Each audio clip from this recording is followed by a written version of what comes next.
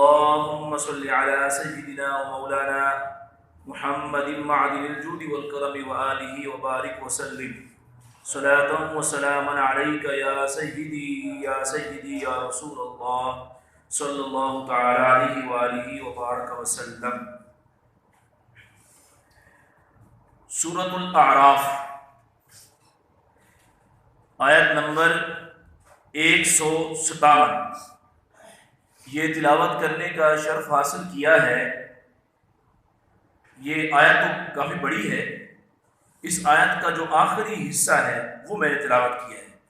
اس آیت میں اللہ رب العزت نے حضور نبی کریم صلی اللہ علیہ وآلہ وبارک وسلم کا تعارف بیان فرمایا، اور حضور نبی کریم رؤوف الرحیم صلی اللہ تعالی علیہ وآلہ وبارک وسلم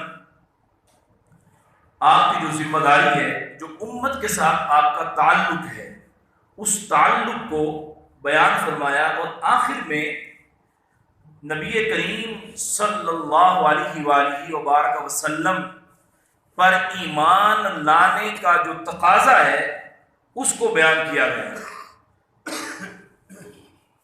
یعنی عقیدہ رسالت، ایمان بالرسالت، اس کا تقاضا کیا ہے۔ اس آیت کے آخر میں اللہ رب العزت نے اس کو بیان فرمایا۔ اللہ رب العزت ارشاد فرماتا ہے فَالَّذِينَ آمَنُوا بِهِ، تو وہ لوگ جو اس نبی پر ایمان لائیں، وَعَزَّرُوهُ، اور ان کی تعظیم کریں، وَنَصَرُوهُ، اور ان کی مدد کریں، وَاتَّبَعُوا النُّورَ الَّذِي أُنزِلَ مَعَهُ، اور اس نور کی پیروی کریں جو ان کے ساتھ نازل کیا گیا، اولئک هم المفلحون، تو وہی لوگ فلاح پانے والے ہیں۔ اس آیت میں ایمان بالرسالت کے تقاضے بیان کیے گئے، 4 باتیں بیان ہوئی۔ پہلی بات، اللہ رب العزت ارشاد فرماتا ہے کہ حضور نبی کریم صلی اللہ علیہ وسلم پر ایمان لایا جائے۔ دوسری بات، وَعَزَّرُوهُ، ان کی تعظیم و توقیر کی جائے، یہ ایمان بالرسالت کا تقاضا ہے۔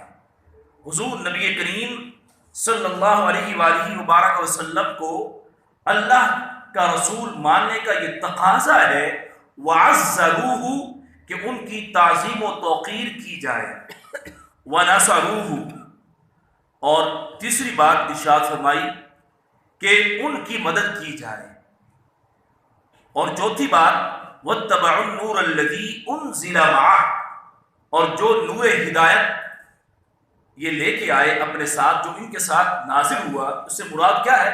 قرآن مجید، فرقان حمید، اس کی پیروی کی جائے، اس کی اتباع کی جائے۔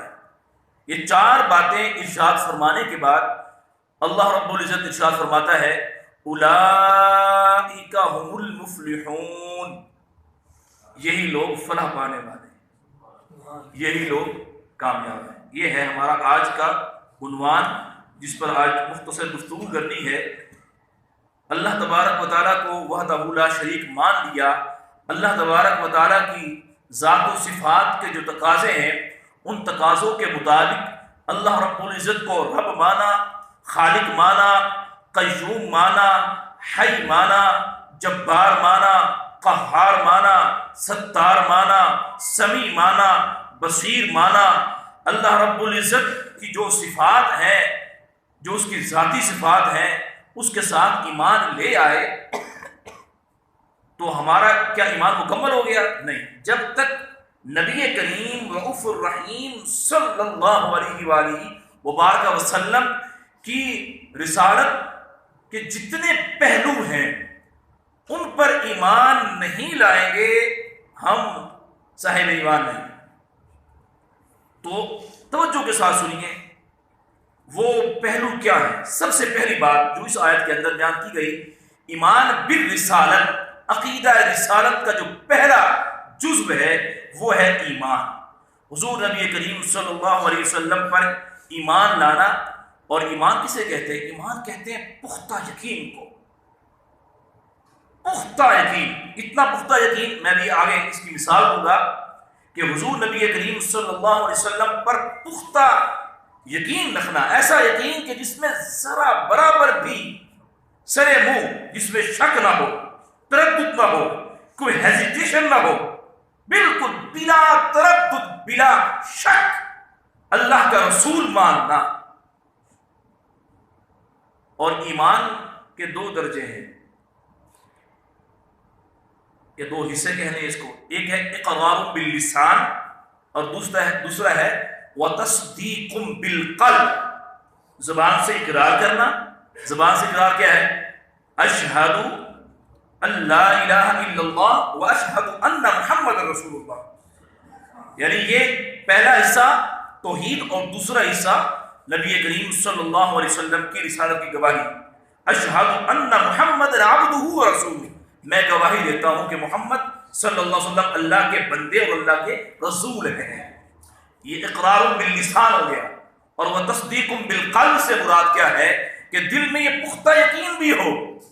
ویسے تو عبداللہ بن ابی بھی کہتا تھا اشہد ان محمد عبدہ رسولہ، وہ منافقین بھی کہتے تھے، حضور کے ساتھ نمازیں پڑھتے تھے پیچھے اور زبانی اقرار بھی کرتے تھے، وضاحت بھی تھی، ظاہری بھولیا بھی مسلمانوں کیسا اپنایا تھا، لیکن قرآن نے باوجود کلمہ پڑھنے کے، قرآن نے باوجود ان کے ظاہری طور پر رسالت کی گواہی دینے کے باوجود اس کے کہ نبی کریم رؤوف الرحیم صلی اللہ علیہ وسلم کی مجلس میں بیٹھتے ہیں، آپ کے ساتھ نمازوں میں ہوتے ہیں، آپ کے پیچھے نماز پڑھ رہے ہوتے ہیں، قرآن کہتا ہے ان المنافقین فی الدرک الاسفل من النار، جو منافقین ہیں یہ جہنم کے سب سے نچلے طبقے میں ہیں۔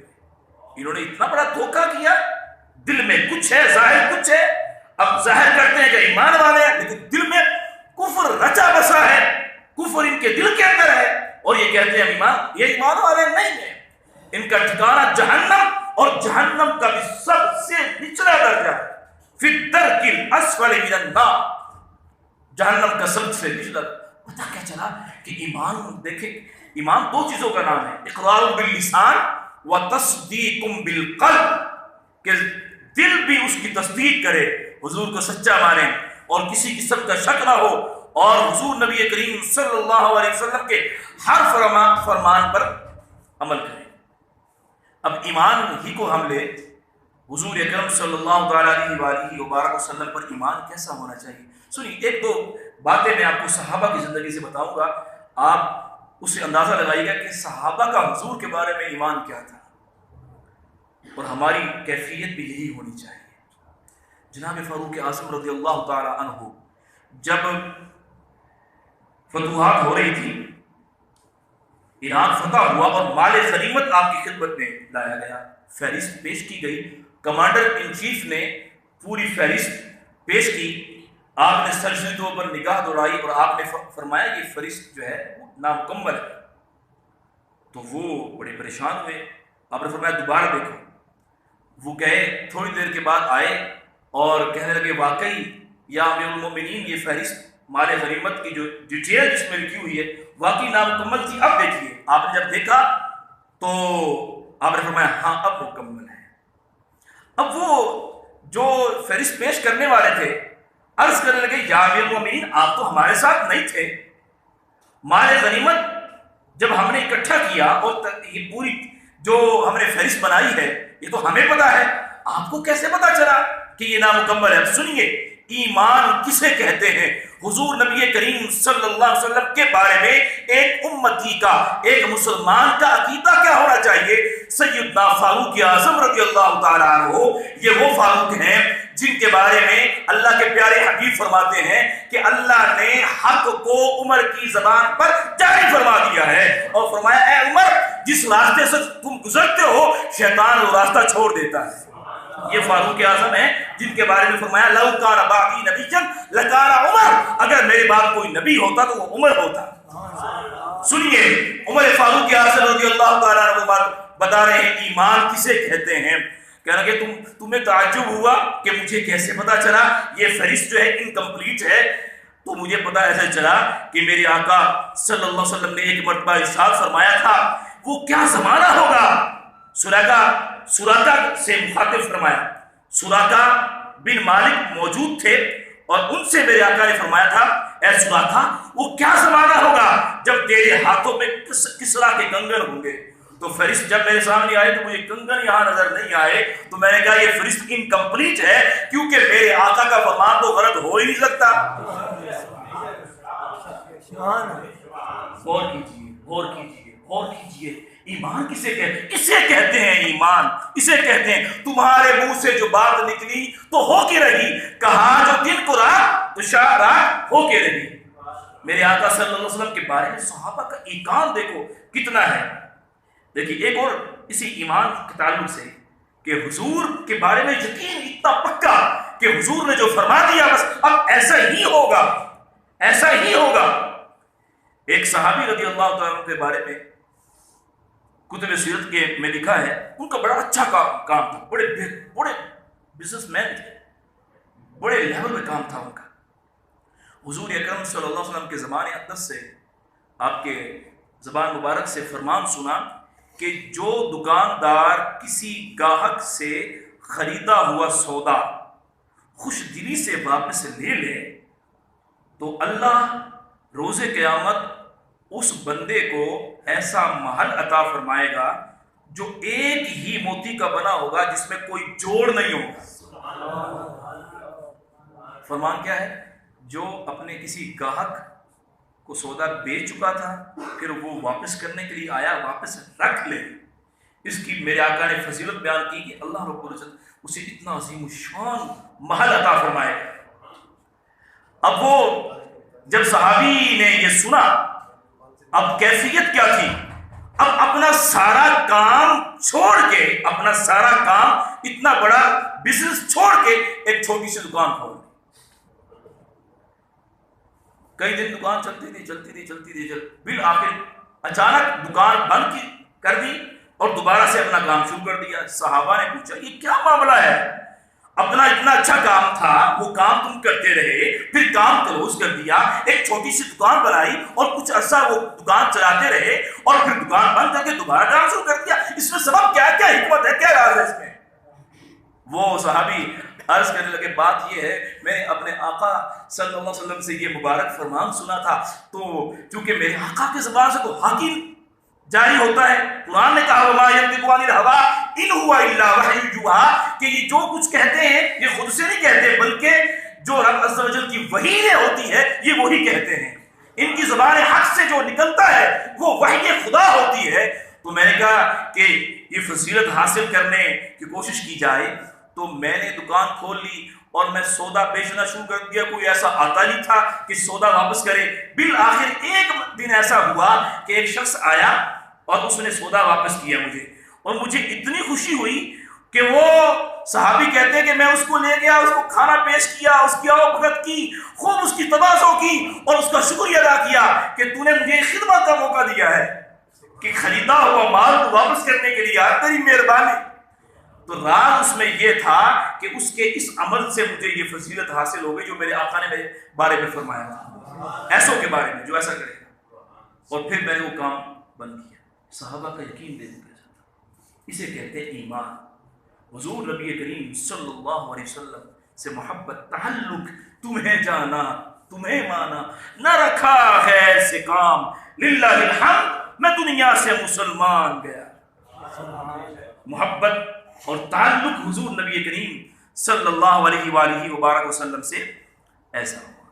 پھر یہ ایمان کا ہی آگے یہ پہلو ہے کہ حضور نبی کریم صلی اللہ علیہ وسلم پر ایمان ہو تو کیسا ہو.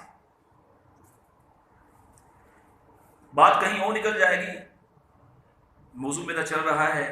ہم نے نا انتخاب کیا ہوا ہے دین اسلام میں سے, نا حضور کی سنتوں میں سے بھی ہم نے انتخاب کیا ہوا ہے. جو ہماری طبیعت کے موافق ہیں وہ ہم لے لیتے ہیں اور جو ہمیں سمجھتے نہیں وہ ہم اس پہ بالکل دھیان نہیں کرتے. واضح و نصیحت کرتے رہیں, قرآن سناتے رہیں, احادیث سناتے رہیں, جو تک نہیں رہتی. حضور سے محبت نہیں ہے. میں یہ سمجھتا ہوں یہ بھی منافقت ہے.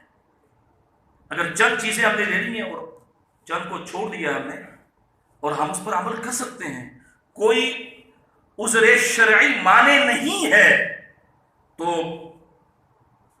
یہ پھر عمل جو ہے یہ منافقت نظر آتا ہے، محبت نہیں ہے۔ محبت میں تو پھر اپنے آپ کو سپرد کرنا ہوتا ہے نا۔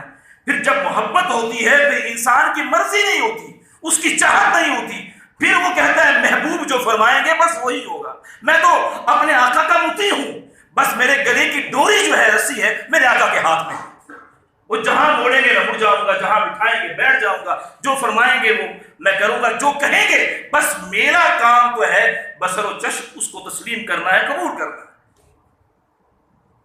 لیکن ہمارا عمل اس کے مطابق نہیں ہے، ہم نے بس وہ سلیکشن کی ہوئی ہے چند چیزیں، اور جو چیزیں اس کے بارے میں قرآن نے کہا یا ایھا الذین آمنوا ادخلوا فی السلم کافہ، اے ایمان والو اسلام میں پورے کے پورے داخل ہو جاؤ، تو اس سے ہم ابھی بہت دور ہیں۔